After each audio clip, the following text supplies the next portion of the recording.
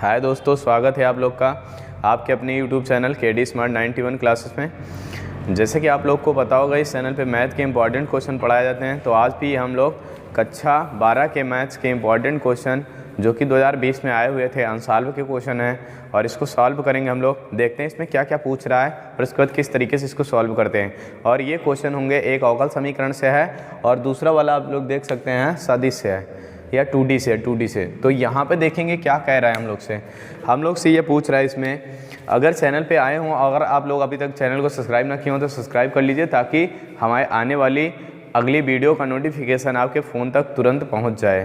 तो फिर उसके बाद इसमें क्या करना है कि सबसे पहला क्वेश्चन जो ये होगा, इसमें कह रहा अवकल समीकरण cos x और dy/dx प्लस का y sin x और बराबर का 1 का समाकलन गुणांक IF है। मतलब इसमें से IF पूछ रहा है, इसका क्या होगा। और ये एक दूसरी सवाल होगी, ठीक, ये दूसरी सवाल होगी हम लोग की, ये इसमें की सवाल नहीं है, ये दूसरी सवाल है। तो इसमें कह रहा है कि इसका IF निकालना है। IF बराबर हमको सूत्र पता है कि ये होता है, लेकिन ये सूत्र पता होने के बाद भी हमको जब IF निकालना होता है, सबसे पहले हमको ये करना पड़ता है dy/dx, पहले dy/dx और इसके बाद बराबर का नहीं प्लस का, फिर उसके बाद y, और यहाँ पे y है तो y के फॉर्म में yp, या फिर ऐसा लिख सकते हैं कि py बराबर का 1। इस फॉर्म में पहले इसको हमको बदलना पड़ेगा, किसको, इसको। तो या फिर यहाँ पे क्यों होता है, यहाँ पे क्या होता है, क्यों।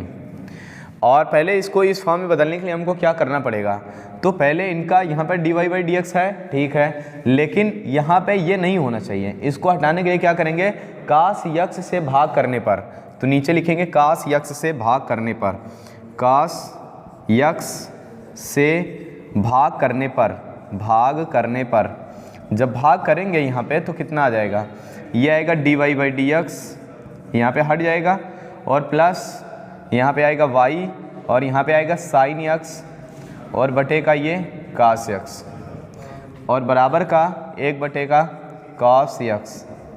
और जब इसको देखेंगे तो यहाँ पे लिख सकते हैं इसको, और इसको लिखेंगे dy/dx, और इसके बाद प्लस का y, ये बन जाएगा tan x, और उसके बाद फिर बराबर, और इनके स्थान पे हम क्या लिख सकते हैं, sec x। तो अब हम इसका इससे तुलना करेंगे, तो यहाँ पे लिखेंगे dy/dx प्लस का py और बराबर का q से तुलना करने पर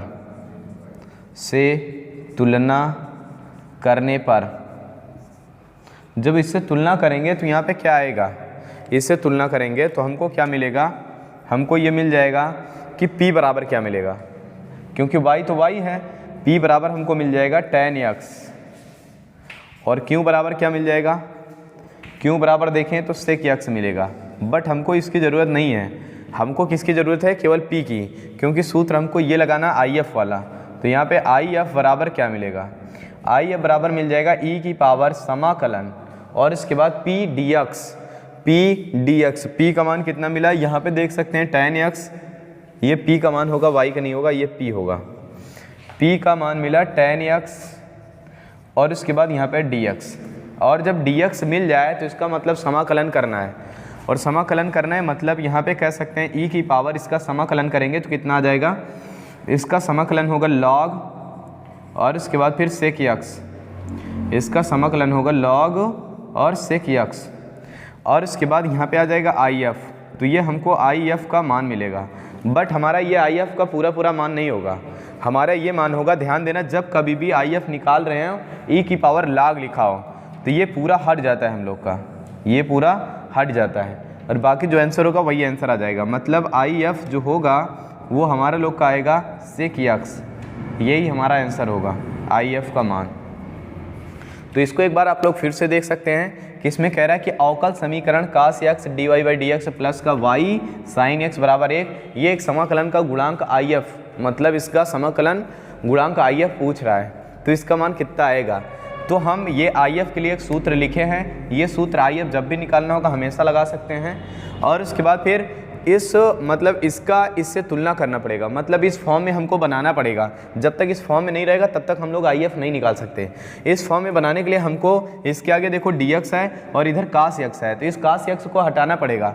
कास यक्स हटाने के लिए क्या करेंगे, कास यक्स से भाग कर दें, और एक में नहीं करेंगे, करेंगे तो पूरे में करेंगे। और जब कास यक्स से भाग कर देंगे तो यहाँ भी कास यक्स, यहाँ भी कास यक्स और यहाँ भी कास यक्स। अब उसके बाद देखो यहाँ पे भाग कर दे, लिखे कास यक्स से भाग करने पर जब भाग किए तो इधर वाला हट गया और इधर वाला क्या हो गया, ये जो कास यक्स ऊपर नीचे रहेगा तो ये कट जाएगा और इधर कास बन गया tan में और इधर 1/, का कास बराबर सेक होता है, ये इतना हो गया। अब इसकी तुलना हम कर देंगे इससे, तो देखो dx बराबर dx हो गया और y बराबर y हो गया और बचा tan और p, तो ये बन जाएगा p बराबर tan x और फिर इधर बचा q और फिर उसके बाद यहाँ पे q, इसके बराबर क्या मिल जाएगा sec x और इसका मान देखेंगे तो p बराबर tan x, q बराबर sec x। हमको इसकी ज़रूरत नहीं है, तो अब हम क्या करेंगे, यहाँ पे आई एफ बराबर e की पावर, सूत्र लगाएंगे आई एफ, इसके बराबर क्या निकलेगा e की पावर यहाँ पे px, ये वाला सूत्र हम लोग लगाएंगे p dx और इसके स्थान पे p का मान रख देंगे। जब इसका मान रखेंगे तो यहाँ पे कितना जाए, इसका मान कितना जाएगा, यहाँ पे आई एफ बराबर का e की power log x, log sec x आएगा। इसका समाकलन हम लोग को याद करना पड़ेगा, इसका समाकलन 2 होता है। जब कहीं भी tan x लिखा रहे और इसके बाद इसका समाकलन हम लोग को देखना हो तो इसका समाकलन होता है log और इसके बाद यहाँ पे होता है sec x, वो भी मॉड में, log sec x मॉड में, और इसके बाद यहाँ पे लिख सकते हैं माइनस का log और इसके बाद यहाँ पे लिख सकते हैं cos x। तो इसके 2 होते हैं, ठीक। हमको ये वाला लगाना है, माइनस वाला नहीं लगाना है, हमको ये वाला लगाना पड़ेगा। फिर उसके बाद यहाँ पे कह रहा है कि इसका आंसर ये इतना आ गया आई एफ का मान। ये इतना छोड़ देते हैं, क्यों छोड़ते हैं, जब कभी भी आई एफ निकाल रहे हों log की पावर ई यक्स के साथ नहीं, ई की पावर log यक्स के साथ कुछ भी लिखा रहे तो हमको ई की पावर log को छोड़ देना है, उसके साथ जो लिखा रहेगा वही आंसर हो जाएगा।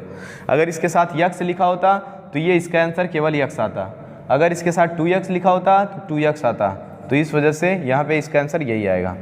देखेंगे क्वेश्चन नंबर 2 इसमें क्या कह रहा है,